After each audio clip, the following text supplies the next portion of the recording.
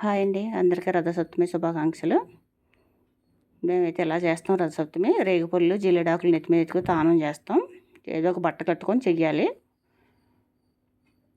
రథం సిద్ధం చేస్తాం. తెల్లదుంపలు, జిల్లేడు పువ్వులు, జిల్లేడు ఆకులు, చిక్కడు ఆకులు, చెరుకు ముక్క, అటుకులు అన్నీ తెచ్చి సిద్ధం చేసుకున్నాం.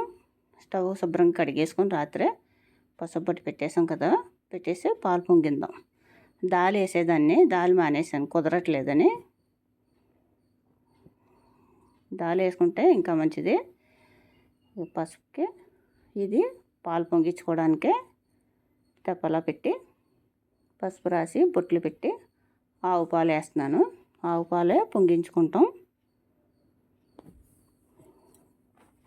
బియ్యం నానబెట్టి నానబెట్టేసుకుంటే కొన్ని 3 గుప్పుళ్ళు మనకి ఎంత కావాలో అంతా చూసుకొని కొన్ని సగ్గుబియ్యం కూడా వేస్తాను అన్నమాట. నేను పాలు పొంగించేద్దాం అందరికీ కూడా.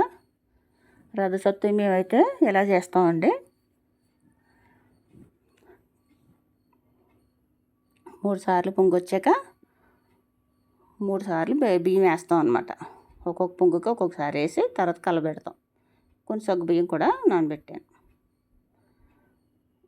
అదిగోండి, కొన్ని బియ్యం వేసి ఒకసారి పొంగొచ్చినాయి కదా,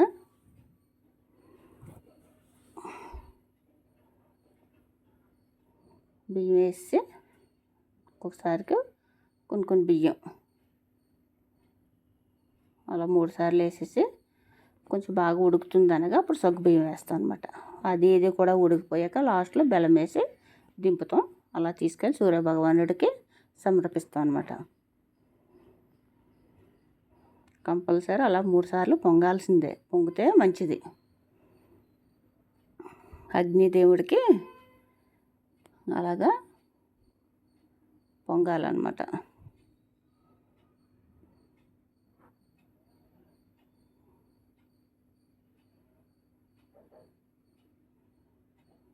అయిపోయింది కదా.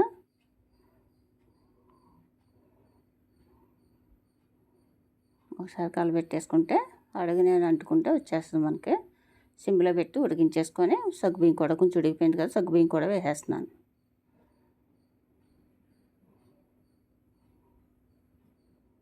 ఇలాగే శుక్రవారం చేస్తాం మేము, ఆదివారం కూడా చేస్తాం అనమాట. మాఘపు శుక్రవారాలు, మాఘం ఆదివారాలు చేస్తాం. ఇలాగ బయట పెట్టుకొని చేస్తాం అన్నమాట. పెట్టేసుకొని శుక్రవారం చేస్తాం, ఆదివారం కూడా చేస్తాం. తెల్లదుంప, రేగిపళ్ళు, అటుకులు, చెరుకు ముక్క, రథం ఒకటే చెయ్యం, మిగతా అన్నీ పెట్టి ఇలాగ చేసుకుంటాం అనమాట. శుక్రవారం చేసిన ఆదివారం చేసిన 365 ఒత్తులు ఒక ఒత్తు వేసుకొని చేస్తాం అనమాట. ఈ 2 రోజులు కూడా రేగిపళ్ళు జిల్లేడాకులు కూడా నెత్తిమించి పెట్టుకొని తానాలు చేస్తాం. కుదిరిన వాళ్ళు నది స్నానం, కుదరలేని వాళ్ళు ఇంటి దగ్గర ఏదైనా బట్ట కట్టుకొని మొండు మొలతో మాత్రం స్నానం చేయకూడదు. లంగా ఏదో కట్టుకుంటాం కదా, బట్టలతోటే స్నానం చేయాలన్నమాట. పూజ అయింది. సూర్యభగవానుడికి పూజ అయింది. అన్నీ సమర్పించాం. పువ్వులు, పళ్ళు, తమలపాకు, చెక్క, బెల్లం ముక్క, రథం. ఓం సూర్యనారాయణయే నమః. ఓం ఆదిత్యాయ నమః.